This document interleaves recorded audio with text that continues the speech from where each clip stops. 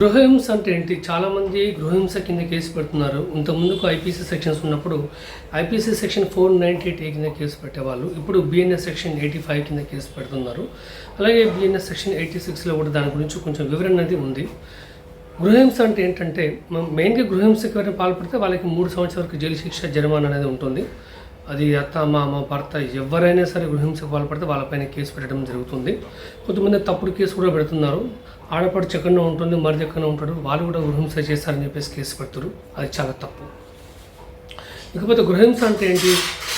పెళ్ళైన తర్వాత అదనపు కట్నం కోసం ఆమెను వేధించి శారీరకంగా, మానసికంగా వేధించడం కానీ, ఆమె ఆత్మహత్య చేసుకునే విధంగా ప్రేరేపించి ఆమెను కొట్టడం కానీ, లేకపోతే ఆమె అవయవాలు కూడా దెబ్బతినే విధంగా కొట్టడం.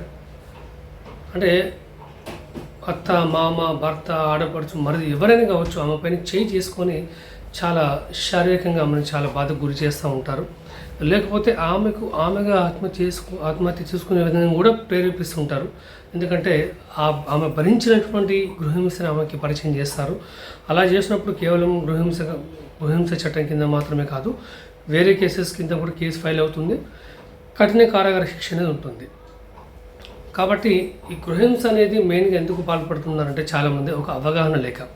సో మీకు పెళ్ళి అయినప్పుడు, మీ భార్యతో సమస్యలు వచ్చినప్పుడు మాక్సిమం మీరు ఏం చేస్తారు? మీ అమ్మతోనో, నాన్నతోనో, లేకపోతే బెస్ట్ ఫ్రెండ్స్తోనో మీరు డిస్కస్ చేస్తారు. వాళ్ళు తప్పకుండా మీరు చెప్పిందే కరెక్ట్ అంటారు తప్ప, మీరు పొరపాటున తప్పు చేస్తే అది తప్పు, ఇలా కరెక్ట్గా ఉండాలని చెప్పేసి ఎవరు చెప్పరు.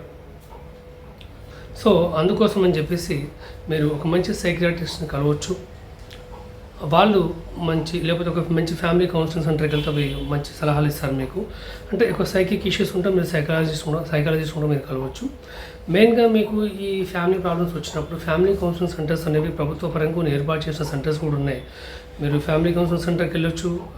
ఇది మన సఖీ సెంటర్కి వెళ్ళినా కూడా అక్కడ కూర్చోబెట్టి మాట్లాడి సమస్యను వాళ్ళు చిన్నగా చేసి పరిష్కారం ఏంటో కొంచెం చెప్పి కొంచెం వినే అవకాశం మీకు ఉంటుంది.